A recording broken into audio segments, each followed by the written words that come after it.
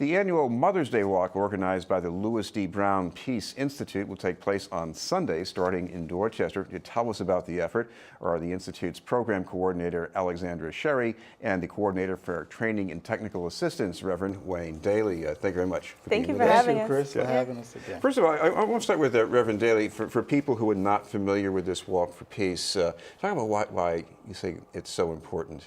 It's important because of the different programs that we have, from IJP to the Survivors Outreach to our leadership academies to our burial fund, just the support that we do for outreach for survivors in general in the work and helping them to turn their pain and anger into power and action is very critical and vital to our work. Alexandra Chery, of course, the other thing here, this is a heartwarming spectacle, but it's also, you got to raise some money. Yeah, we got to raise a lot of money. Our goal this year is $400,000 to support the work of the Peace Institute, and I think we want folks to remember that this is a fundraiser while still coming out and celebrating and honoring their loved ones and honoring mothers who have to go through this day without their loved ones. Reverend, describe the scene out there, because there is a large number of people, but talk about what this is. It's people bonding, because within this walk, there are all these sub-walks, as it were, these groups of people, and they're crossing paths and so on.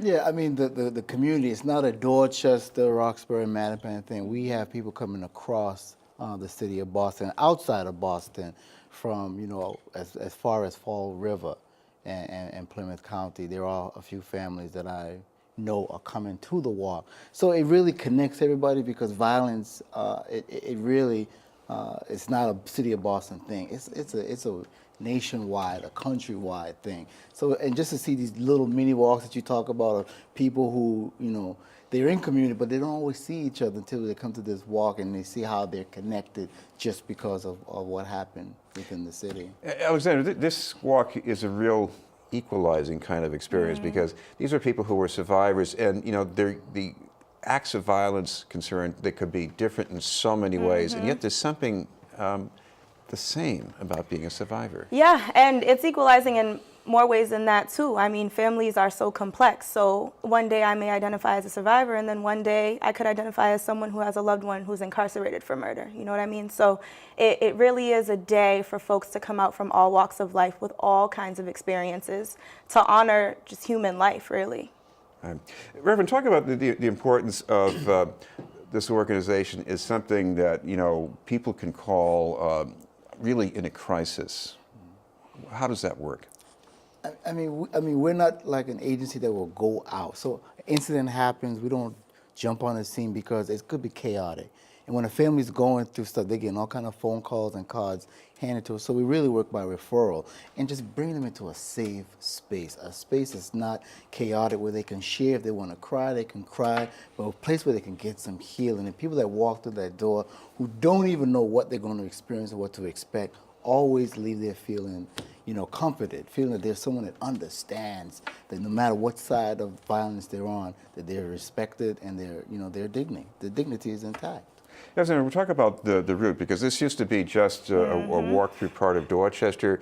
Now it goes from Dorchester to Roxbury and beyond that. Yep, we're going from Fields Corner, where a second leg is going to start at Madison Park in Roxbury, and then we're walking all the way to City Hall. And why have this march in downtown? Because it's bigger than just Dorchester. Historically, we walked around Dorchester, ended up right back in Fields Corner, where our Peace Institute is located, and over the years realized it's way bigger than that. And if we want to say that this is a statewide issue, that this is a Commonwealth issue, then we need to walk all the way. We need to walk all the way there. Right now, we're walking to the city, but who knows?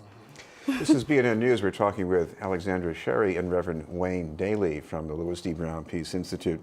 Reverend, I know apart from raising money to support the programs, when you get a lot of people out and visible at an event like this, what is the importance of that?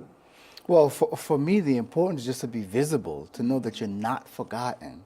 You're walking for power and for peace, and someone is seeing your face, they're seeing your pain, but they're actually seeing you in action and part of something that's big. And it's something that it's a long-term journey, Chris. and there's work that goes on after the walk that people stay connected to. Alexandra, speaking of long-term work, one of the moving things I remember, I think, from last year was about your mother, because her son and your brother, Louis D. Brown, someone who was killed in an act of violence, and this was about her reconciliation with the person held responsible for that. Yeah, and you know, it's so what's awesome about families is that everybody can be in their own place of healing, and at the end of the day, we're all supporting each other, we're all here for each other. The journey's not linear. Sometimes you go back and forth with where you're at. Some days you're feeling great, and then some days you're not feeling so great. And I think the really important part of this day is that we can hold people with all of that. Whatever they're coming with, we can hold all of that. Reverend, we should also mention, though, that the march, the walk is happening in just a few days. There is some more time for people who want to pledge. So explain how that's going to work. They can go right on our website, ldbpeaceinstitute.org, click on events, and they can connect that way and register. The important part is registering. If you're going to be by yourself, just register for a team. There is also a team out there called Pink that's just for people who just feel that they don't have anybody else to walk with, that they won't be out there in the peace walk alone. And it's until what day we're talking about, Alexandra? We can fundraise up until Father's Day. And finally, to show up, you got to get up there early in the morning on Sunday, All right, right? Yeah. yes, so day of registration starts at 6 o'clock, and then the program at Fields Corner starts at 8. We're gonna start moving at 8:30, be at Madison. If you wanna start at Madison, get there around 9:45. Thank you both very much. Thank you. Chris. Alexandra Chery and Reverend Wayne Daley from the Louis D. Brown Peace Institute. In a moment, expanding violence prevention through trauma response teams.